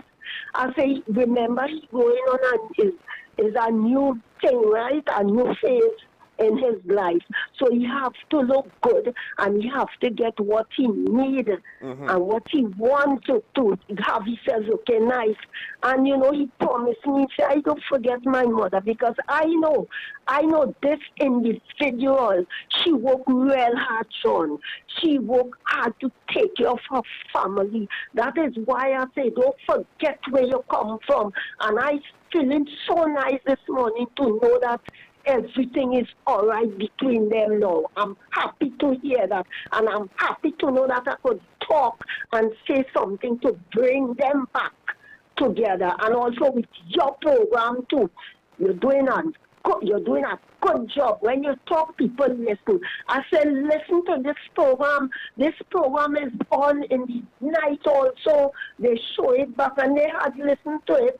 She took her son, she take him and they stand down and they watch and they listen to me and they say yes. So that bring them back. So I had to say, thumbs up, a family back together again. I'll give somebody else another chance. Thanks. Thank you, caller. Often duplicated, never imitated. That is WESN, the Equine Capital. Thanks for that. Thanks for the vote of confidence and the praise. Hopefully people are listening. I'm just a guy. I'm just a guy saying his piece. My opinion is no greater than anybody else's. I try to give reasoning why I say certain things, think certain things, and I just hope people will reciprocate whether they agree or disagree with reasoning as well, with information, with details, so that the conversation could be better. Because as I said, one of the things that we have, just kind of touching back on what the comment was saying, was that for the solutions that he wants to implement, on some level, we need to be more involved. And I would argue, if you want to change the system, whether we do it how you wanted to do it or how I want to do it, now are we going to depend on these politicians that we have currently to do it? Are we going to complain? Because this is the thing.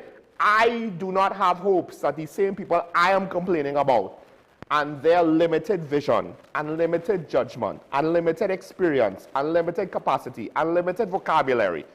I am not assuming that they're going to be able to herald such a change in this country on their own. I'm not.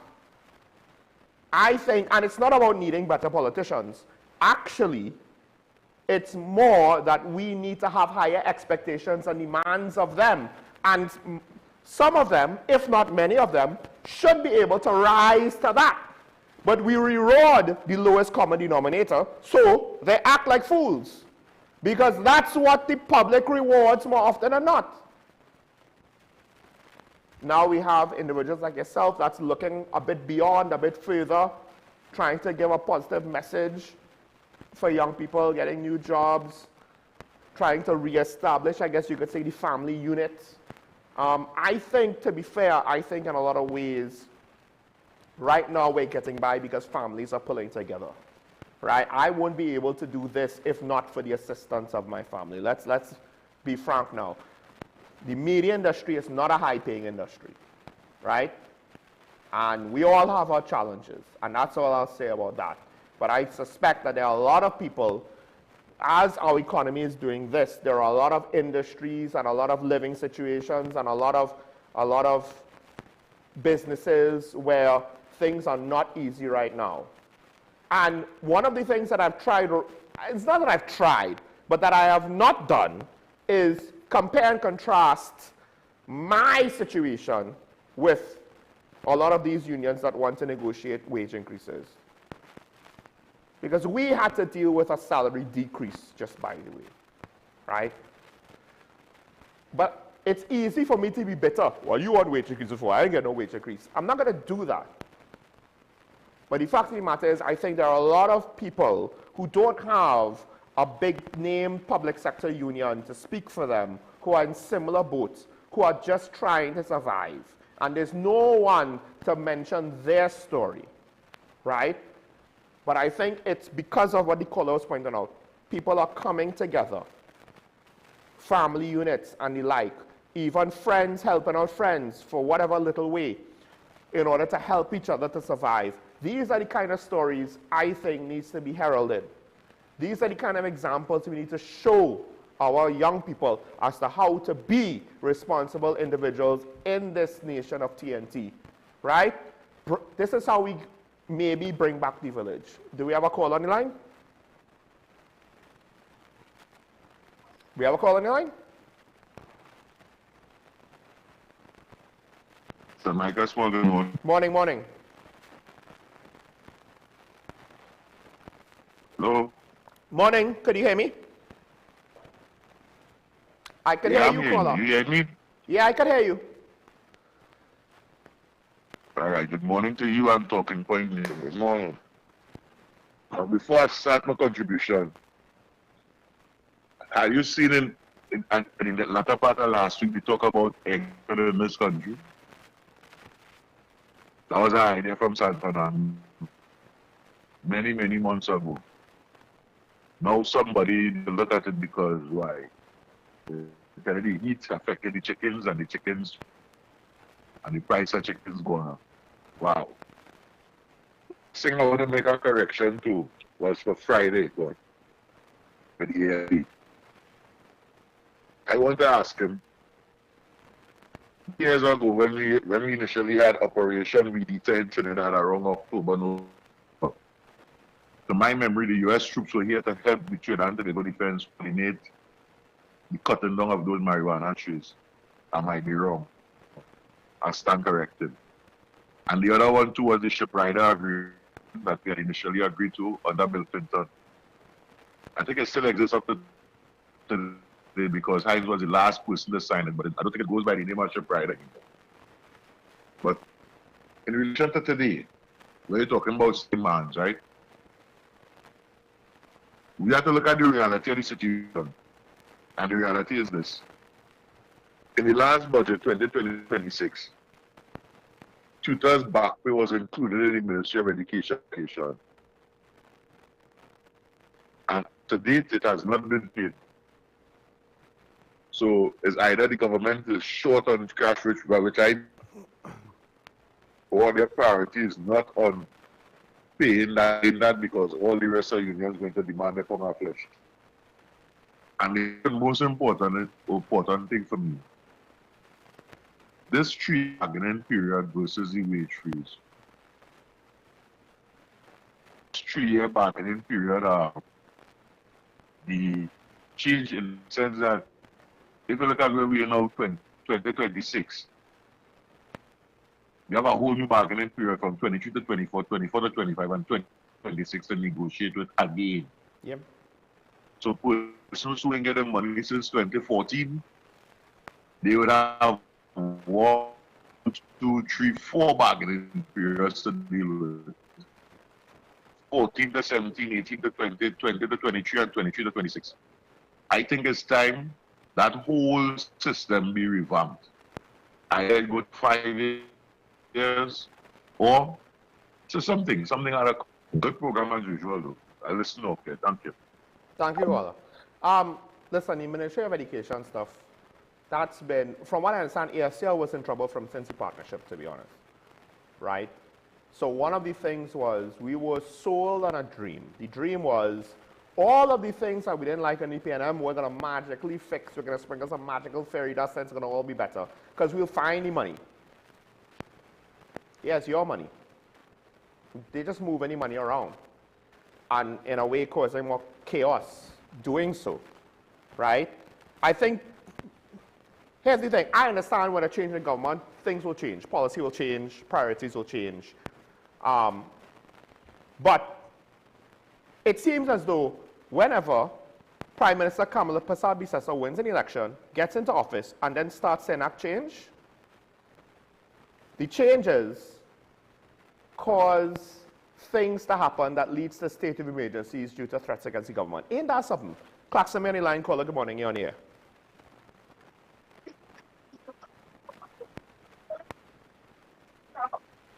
Caller, good morning. Yeah, good morning, Shum. Morning. Good morning, Shum. Morning. Morning. Yeah. Sean, you know, as I remember you carefully asking where she will get the money from. And all the promises, and she keeps saying that she will find the money. Yeah, she will find the money. So, if people start to recognize what's really going on, from 2010 to 2015, she had 10 years in opposition, and she said, oh, they have the plan for crime, they have the plan for everything. Everything that the government was, at the day, was telling the people what was the truth, she turned it around and tell them, hey, we could give you this, we will give you that, we will give you the other. Like you say, sell the population a dream. And they know that they very well didn't have no money because they are in government too. They was the opposition. They knew they didn't have no money. You understand? But they wanted power. Power they wanted. Right?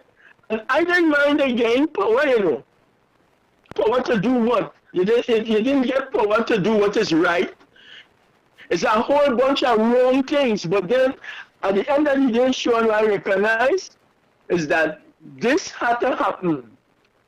Because while traveling, I meet some young people and they were saying that this had to happen to really learn. You understand? And they learn something. They realize that all that data is not gold. So as far as I see it, Sean, like you say, we don't have to make this government fail, you know. They're doing everything to fail. If people watching carefully, they see that everything that they're doing is to fail because they can't do no better. They can't do no better. And one of the simple things what they're supposed to do is come out and tell the people the truth. But they can't even come out and tell the people that because they sell the people a dream and lies. And how you coming out to change that? How you coming to tell people that we can't do that, you know? You understand? When you give people the belief and the intention that you could do it. So this is where we end up, and it's our worst to get, Sean. It's our worst to get.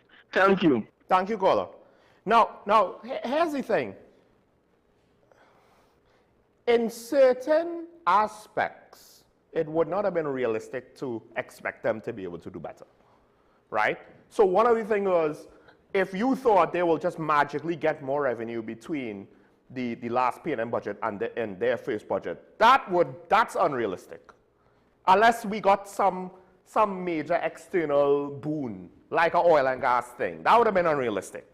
There's very little a government could do, right? Unless they are exceptionally innovative. And again, that also would be unrealistic, to just say, well, just innovate your way out of it in a year.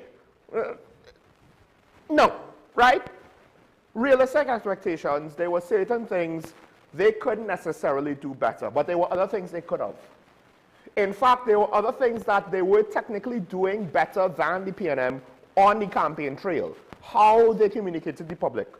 You know, the style that they brought, which was calm, constructive, benevolent, caring, patient, kind. That's what was put forward to us before the polls, right? Ironically, Prime Minister Kamala Persad-Bissessar, in her re-election campaign after the partnership's first term, basically seemed like she was trying to utilize an Obama-type campaign.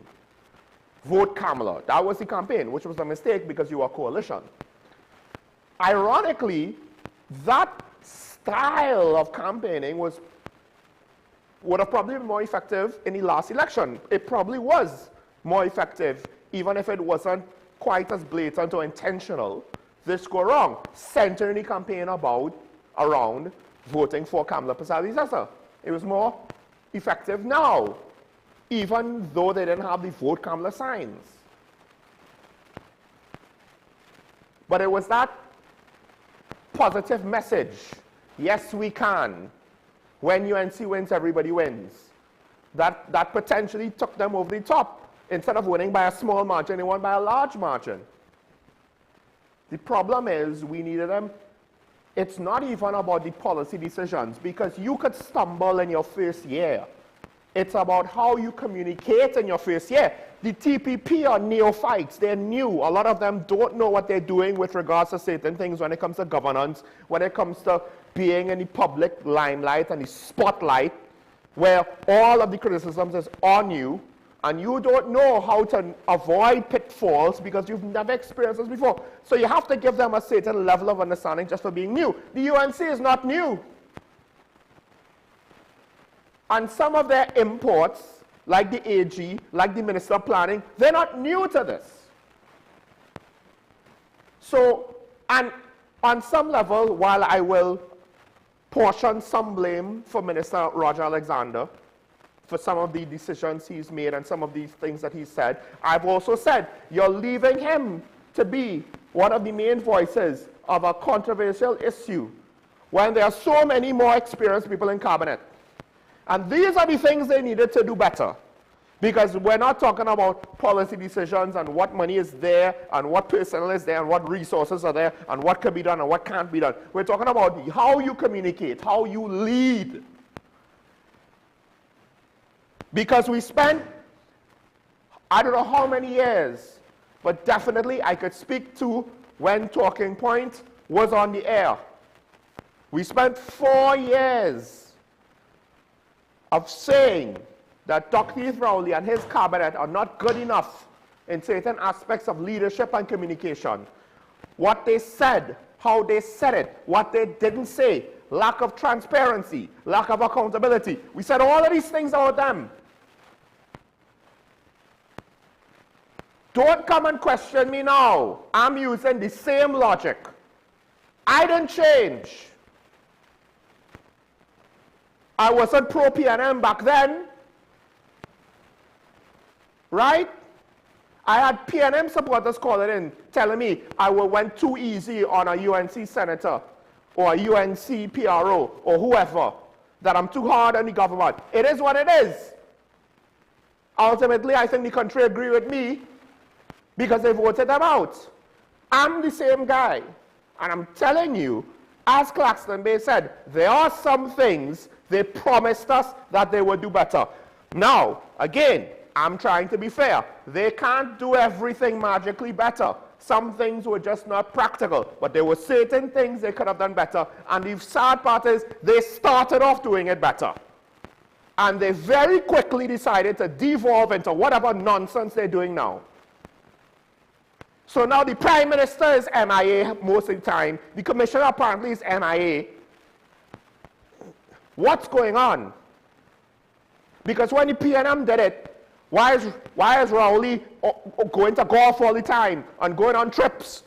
Half the time we don't even get confirmation that the Prime Minister is alive unless she goes on a foreign trip. We don't get video of her.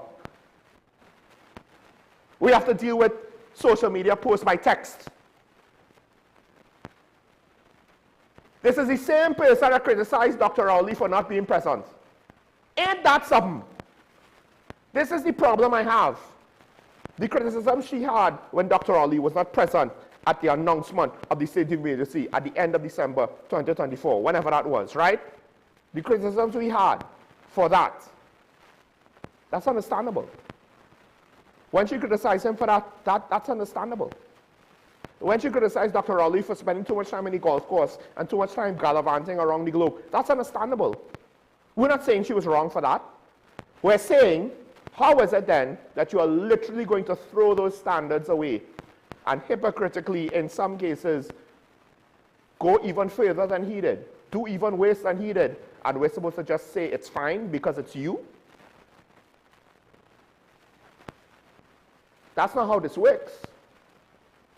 This is Talking Point. This isn't UNC Point. This isn't PNM Point.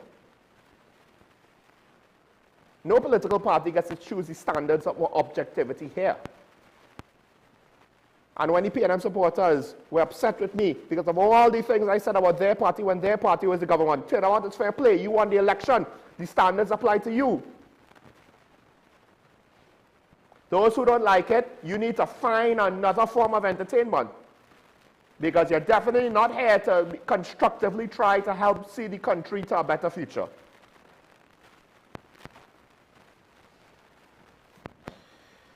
If you, and this is one of the things I want to say, and I'll close with this, because I understand my criticisms could come across as harsh. Now, arguably, things that I've said about Faris Awari, about Reginald Amor, about Colm Imbert, about Fitzgerald Hines, a lot of those things came out as harsh. Things I've said recently about Stuart Young, particularly Stuart Young on the campaign trail. Stuart Young, months before, he is seemingly the heir apparent, the prince who was promised. And his attitude and his arrogance during that entire stretch. Oh, you could say that I was somewhat harsh on him. Some people might say it was justified. Regardless, I've gone through those emotional up and downs of am I going too far or not with the PNM. And somehow it's even more so with the UNC. But at the end of the day, I'll say two things. One, the standards are the same, as I said before. But two, and I've said this before, I know people who were quicker to come to similar conclusions to harsher degrees than me. And I'm basically left here sitting, you were right all the time. Because I was trying to be reasonable and saying, hold on, let's wait and see. Only to be shown, to my horror, what it is. And it's not necessarily, again, about the policies, although the taxes and Tanku taking a victory lap over how much he's taxed and fined the population, that's incredible when you think about it, right? Of all the things you go take a victory lap for, that my boy, look how much I taxed you last year, or the last 6 months. Ain't that something? Might as well be dancing on people's graves. Anyway.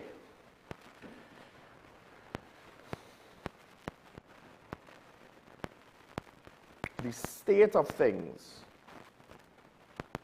how it's being communicated, the lack of leadership, what we have seen born from it already. Well, policy-wise, the one thing I will say, they're more or less running the country's finances like how the PNM did. If it was wrong for the PNM to do it, it's wrong for you to do it. If it's not wrong for you to do it, then it's not wrong for the PNM to do it.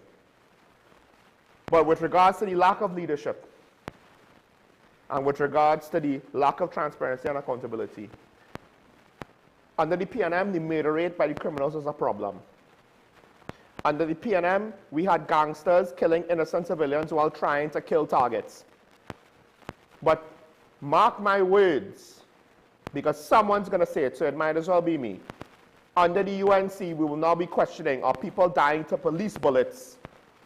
Because they are doing the collateral damage thing. They're the one that's potentially being irresponsible with what's in the backfield, with what they're shooting at.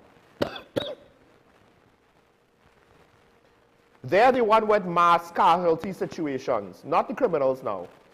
So when, in between the states of emergency, we had multiple situations of shootings with 2 or more victims in each of them.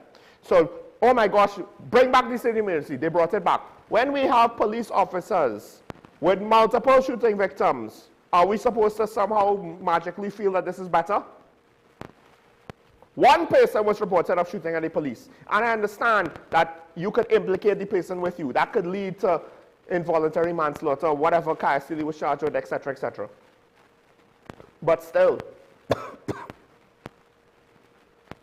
there are too many shortcuts being placed.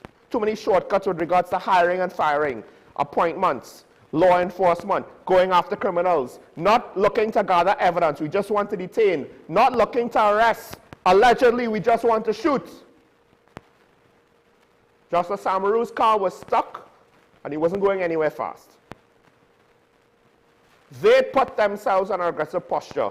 They were primed to arrest him.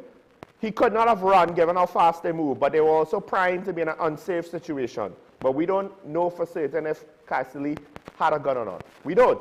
It took them 4 months just to state that fact, just to magically find that fact out of thin air, seemingly.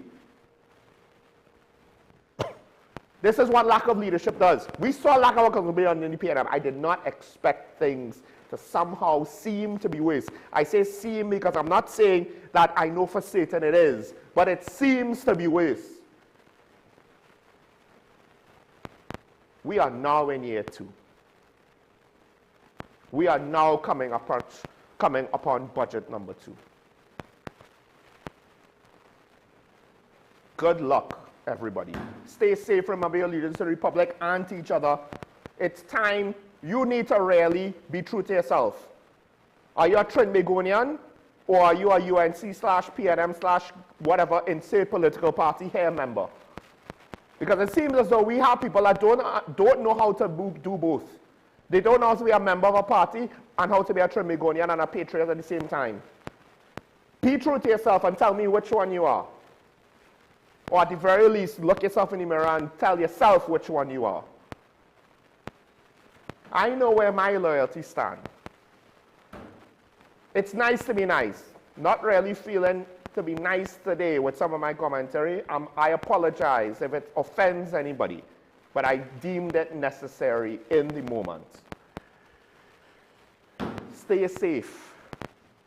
There is still crime out there. Apparently there's crime in Superior. Ain't that something? Crime was down, by the way, the statement is weekend. Crime is down. But there's still crime out there. Stay safe. We'll see each other tomorrow. Bye-bye.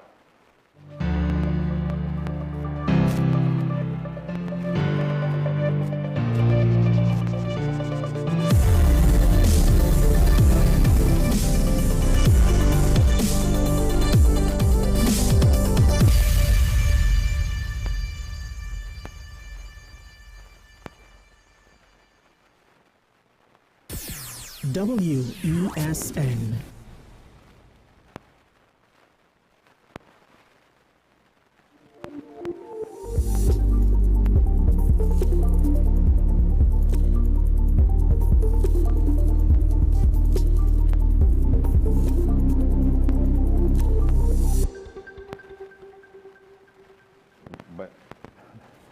Hello, everybody.